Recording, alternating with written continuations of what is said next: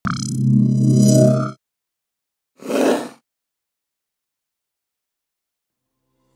teman-teman semuanya, bagaimana kabarnya hari ini? Selamat datang di channel kesayangan kita, Belajar Statistik. Sebelum kita mulai videonya, jangan lupa untuk like, komen, dan subscribe. Terima kasih.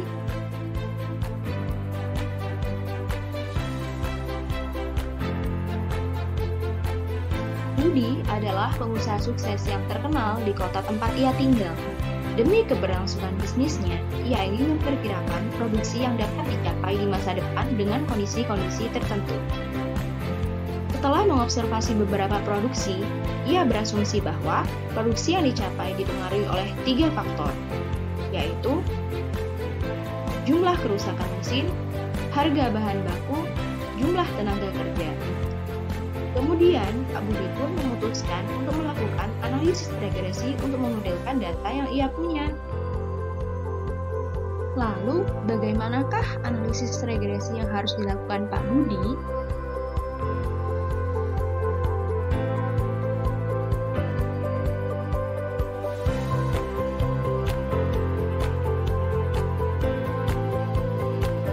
Oleh karena itu, pada video kali ini, kita akan membahas tentang apa itu regresi berganda, bagaimana permodelannya dengan bentuk matriks, asumsi apa saja yang harus dipenuhi, dan yang terakhir, bagaimana estimator OLS-nya. Apa itu analisis regresi linear berganda? Yuk kita review dulu apa itu analisis regresi. Analisis regresi merupakan metode sederhana untuk melakukan investigasi tentang hubungan fungsional di antara beberapa variabel.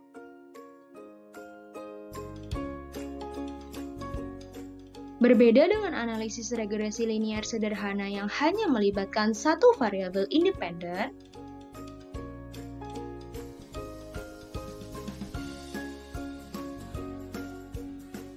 analisis regresi linear berganda melibatkan lebih dari satu variabel independen, seperti pada kasus Pak Budi, sehingga persamaannya menjadi seperti berikut. Dengan Y adalah variabel dependent, X adalah variabel bebas, beta adalah coefficient estimate, E adalah error, P banyak variabel independen, dan I urutan percobaan. Lalu, bagaimana dengan notasi matriksnya?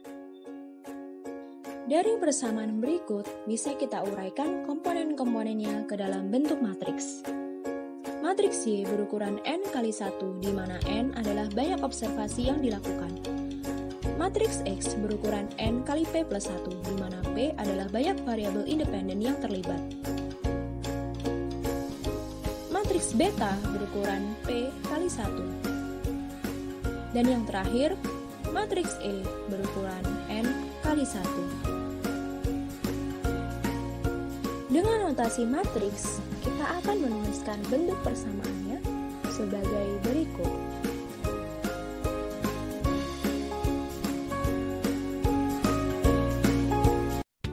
Selanjutnya, kita akan membahas beberapa asumsi dalam regresi linear berganda.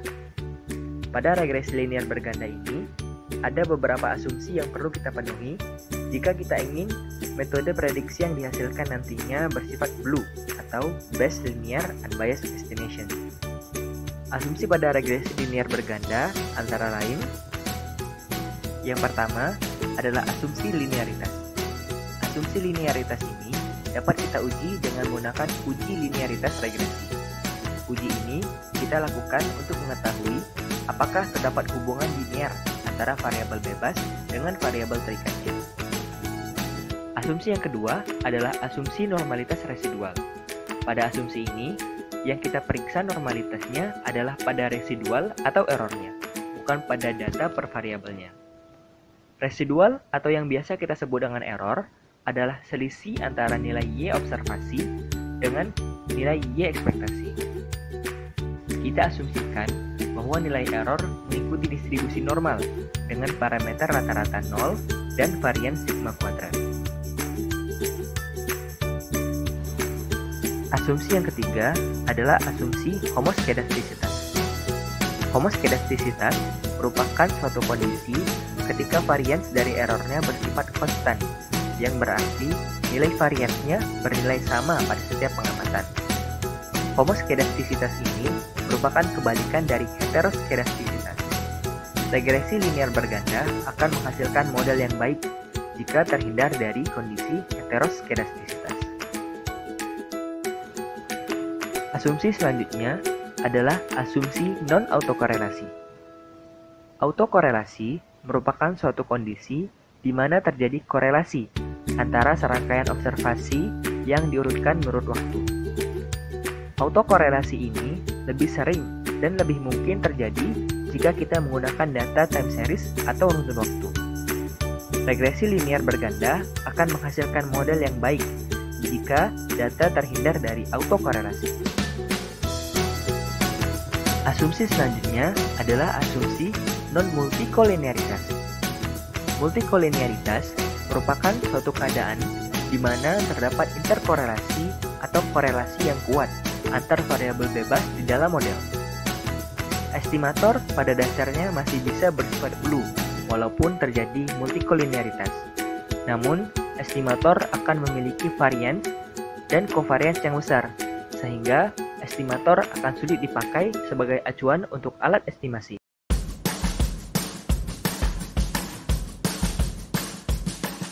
Baiklah teman-teman, selanjutnya kita akan membahas OLS. Nah, apa itu OLS? OLS merupakan salah satu metode dalam analisis regresi berganda untuk mengetahui pengaruh variabel bebas terhadap variabel tak bebas. Metode ini akan menghasilkan estimasi yang terbaik dibandingkan dengan metode lain jika semua asumsi yang telah dijelaskan sebelumnya terpenuhi. Sebaliknya, jika asumsi tersebut tidak terpenuhi, akan menghasilkan estimator yang jelek. Sebagai informasi bahwasanya metode OLS ini ditemukan oleh seorang matematikawan dari Jerman bernama Carl Friedrich Gauss, di mana metode ini pada prinsipnya adalah mencari nilai minimum dari jumlah kuadrat error, makanya disebut sebagai least square. Nah, pasti teman-teman dalam hati bertanya, kenapa sih kita harus meminimalkan jumlah kuadrat errornya, bukan jumlah errornya saja? Untuk menjawab pertanyaan tersebut, saya akan memberikan suatu contoh. Misalkan, suatu garis regresi menghasilkan 2 error, sebut saja 5 dan 5. Jika kita menggunakan jumlah errornya saja, maka akan menghasilkan nilai 0. Tentunya, kita akan beranggapan bahwa garis regresi tersebut sangatlah bagus karena jumlah errornya 0. Akan tetapi pada kenyataannya, model regresi tersebut tidaklah sebagus apa yang kita anggap atau kita harapkan karena masih menghasilkan error. Karena alasan itulah, kita menggunakan jumlah kuadrat errornya. Selanjutnya kita akan membuktikan rumus metode OLS. Seperti teman-teman ketahui bahwasanya pembuktian rumus OLS sebenarnya relatif mudah dengan menggunakan penyelesaian aljabar dari turunannya. Akan tetapi pada video kali ini kita akan membuktikannya dengan menggunakan matriks, di mana pada umumnya kita tidak diajarkan bagaimana cara penurunan suatu matriks terhadap matriks. Oke, kita akan bahas tuntas. Pertama, sigma error kuadrat dapat kita tulis dalam bentuk matriks, yaitu E transpose dikalikan E, di mana error atau E sama dengan Y min XB.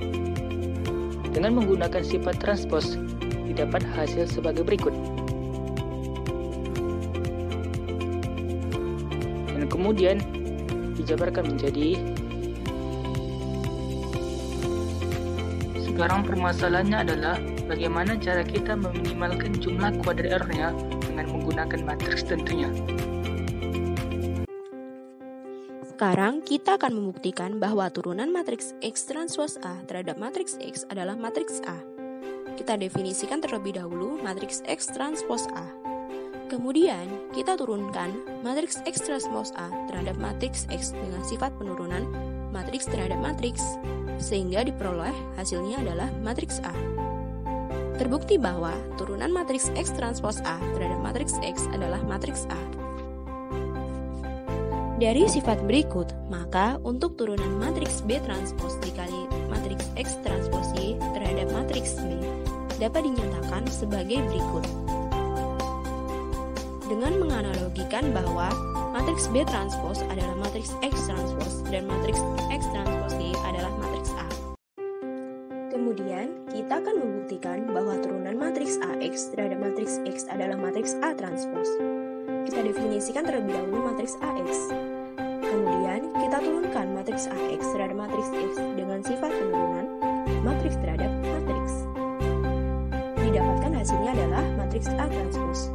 Sehingga, terbukti bahwa turunan matriks AX terhadap matriks X adalah matriks A transpose. Dari sifat berikut, maka untuk turunan matriks Y transpose X dikali B terhadap matriks B dapat dinyatakan sebagai berikut. Dengan menganalogikan bahwa matriks Y transpose X adalah matriks A dan matriks B adalah matriks X. Selanjutnya kita akan membuktikan identitas yang ketiga, yaitu X transpose AX diturunkan terhadap X sama dengan 2AX, di mana X merupakan matriks berukuran P kali 1 dan A matriks simetris berukuran P. Ya, tentunya P kali P, karena dia matriks simetris.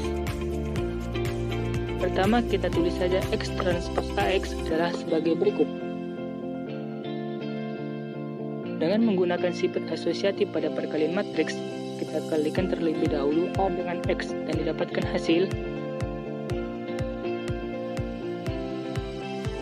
Kemudian dilakukan perkalian sehingga menghasilkan matriks berukuran 1 kali 1 dengan hasil yang sangat panjang pada video berikut. Untuk memudahkan pembuktian, kita misalkan saja Y sama dengan hasil yang kita peroleh sebelumnya. Sehingga turunan X transpose AX terhadap X akan menjadi matriks berukuran P kali 1 dengan masing-masing baris diturunkan terhadap elemen X yang bersesuaian, yaitu baris pertama diturunkan terhadap X1 sampai seterusnya baris ke P diturunkan terhadap XP. Setelah dilakukan penurunan, akan menghasilkan matriks sebagai berikut. Jika dilihat secara sekilas, hasil yang kita peroleh cukuplah rumit dan panjang. Akan tetapi, matriks tersebut sebenarnya memiliki pola yang sama pada setiap barisnya. Mari kita cari tahu. Pada baris pertama diketahui bahwa A12X2 itu sama dengan A21X2, karena matriks A merupakan matriks yang simetris. Selanjutnya, A13X3 itu sama dengan A31X3, sampai seterusnya hingga A1PXP itu sama dengan AP1XP. Pola ini berlaku pada semua baris sampai baris ke P, sehingga matriksnya dapat kita sederhanakan menjadi matriks tersebut juga memiliki pola, sehingga dapat kita jabarkan menjadi perkalian dua matriks, yaitu A dan X. Dan hasil akhirnya adalah 2AX. Nah, terbukti bukan teman-teman? Setelah terbukti bahwa X transpose AX diturunkan terhadap X sama dengan 2AX, kita akan menggunakan identitas tersebut untuk menyelesaikan turunan B transpose X transpose XB terhadap B, dengan misalkan X sama dengan B dan X transpose X sama dengan A. Kita dapat memisalkan X transpose X sama dengan A karena memang pada regresi berganda, X transpose dikalikan dengan X akan menghasilkan matriks simetris berukuran P kali P. Supaya lebih jelas, saya akan memberikan contoh regresi berganda dengan 3 parameter sebagai berikut.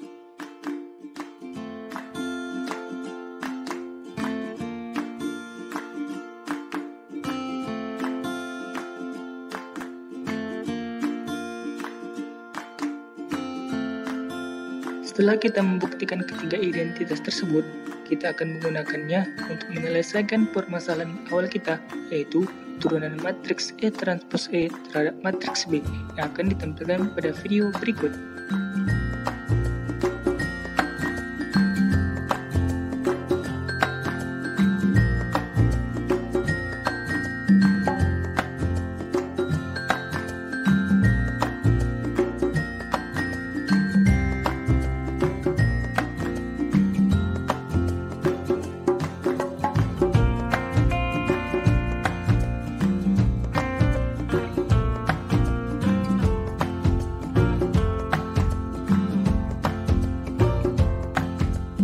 Simbol matriks B yang berubah menjadi bracket itu disebabkan karena Nilai yang kita peroleh merupakan estimasi atau dugaan dan bukan nilai yang sebenarnya. Begitulah materi kita mengenai OLS pada regresi linier berganda. Terima kasih teman-teman telah menonton video ini. Sampai jumpa di video belajar statistik lainnya.